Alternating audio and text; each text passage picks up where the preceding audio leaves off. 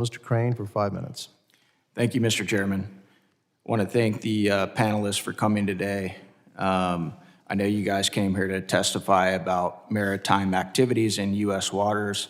I also want to apologize to you guys for the rants you're hearing from my colleagues about anything but what you guys came here to testify. And I also want to point out the fact that the hypocrisy and the insanity coming from my colleagues on the other side of the aisle who created this problem when it comes to the border invasion, and now they're kicking and screaming that the Trump administration is actually trying to clean it up.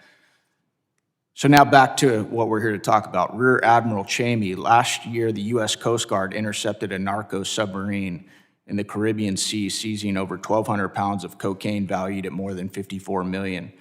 This semi-submersible vessel, designed to evade detection, is a stark reminder of the emerging sophisticated methods employed by drug cartels to infiltrate our border. My question to you, sir, is how many of these narco submarines has the Coast Guard encountered in the last 5 years? Good morning, Congressman. I'll have to get back to you on the exact number, but as you said, it is common.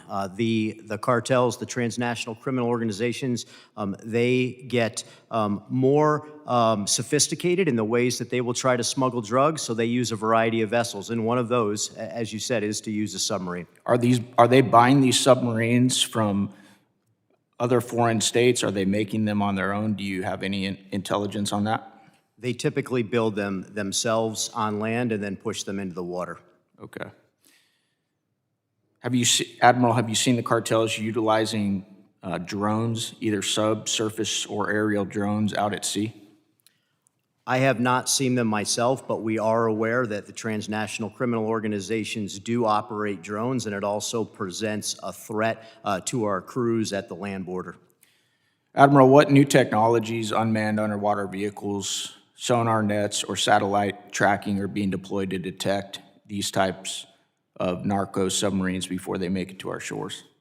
So we're using a couple different types of technologies right now. One of them is an unmanned aircraft that we fly off our national security cutter. We've been using the Scan Eagle for some time. We're still operating that. And then we're starting to field a new vertical lift system called the VBAT. And what that enables us to do is get that up in the air for anywhere from 12 to 18 hours, longer than we could typically fly a manned aircraft. And these aircraft have sensors that provide us an increased ability to be able to detect what's on the water. Thank you. Mr. Miller, in your opening testimony, you talked about the increase in maritime interdictions.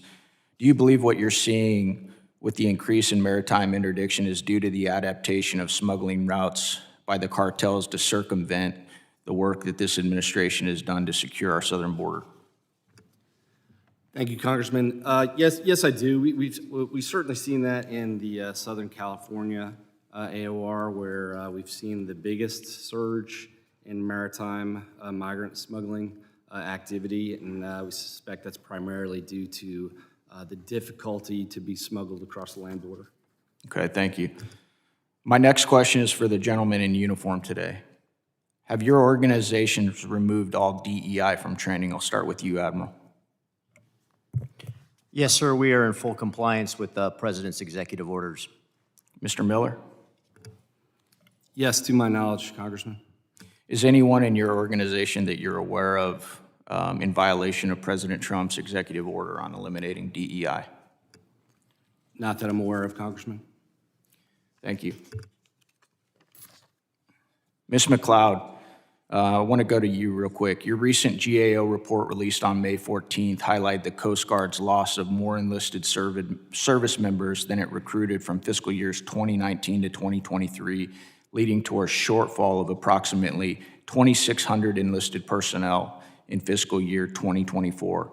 In your reporting, ma'am, and investigation, what was the major cause of the loss of enlisted sailors within the Coast Guard? We found a number of reasons, some of them having to do with workforce challenges that the Coast Guard faces, such as the frequent moves, living in remote or in vacation areas that can be very high cost, access to health care, challenges with the missions a range of reasons. Thank you. I yield back.